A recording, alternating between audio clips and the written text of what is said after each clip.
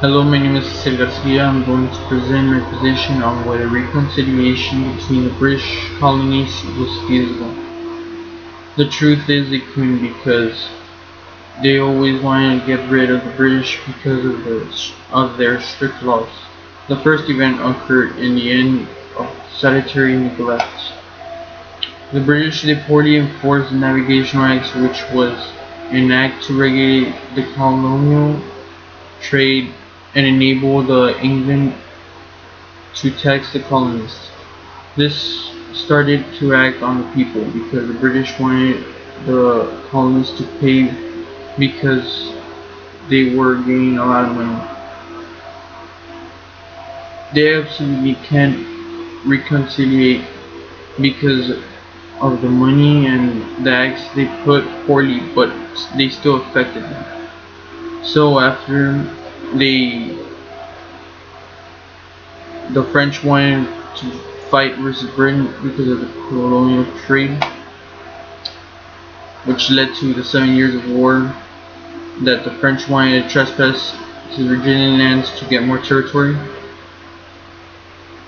The effects were that the British citizens could not trespass the Appalachian Mountains after the war. Plus, the British government needed the money to get back of the French and Indian War, which led to more acts that would cause more problems to the people and to the British.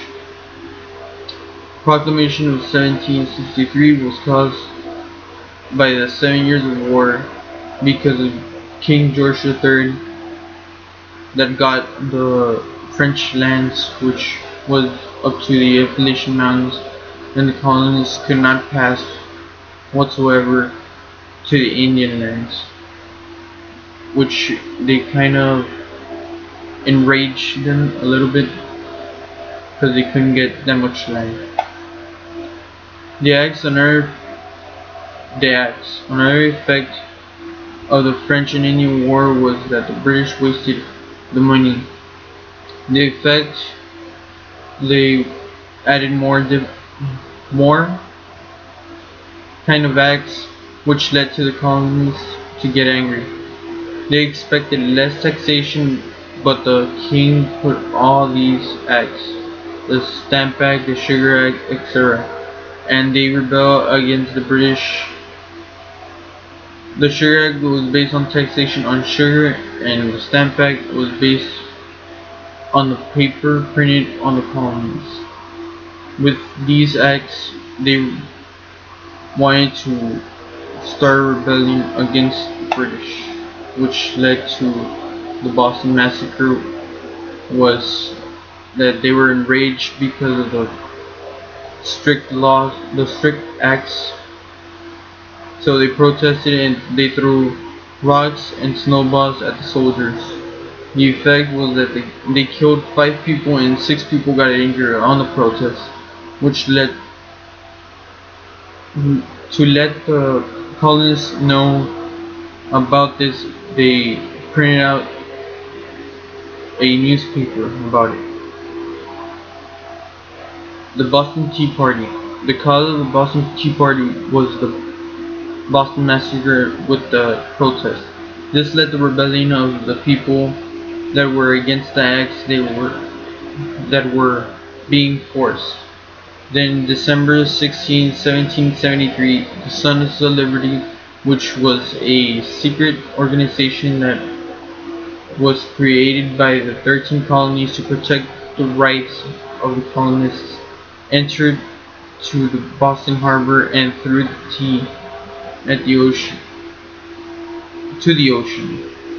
It was around 342 chests, which led to the Coercive Acts in 1774, which made both sides come closer to a fight.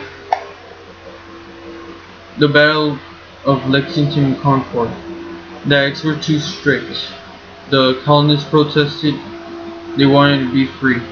The British had enough of the rebellion and their protests, which led to the war because, well, led to the battle because the British authorized to go and control them. The writers told people of their side to meet at the Lexington to get ready to fight versus the British. The first battle won by the American army. The Olive Branch Petitions. The conflict between the British and the Americans. John Dixon drafted the petition to King George III in July the 5th, and they approved it for peace. Then the King of England decided to avoid the battle of the colonists. All these were the examples of they couldn't reconciliate because in the acts they were protesting too much the colonists, which made British angry enough to not let them do what they want. So they acted out on the Boston Massacre, which led to more consequences because of the Boston Tea Party and the Sons of Liberty, which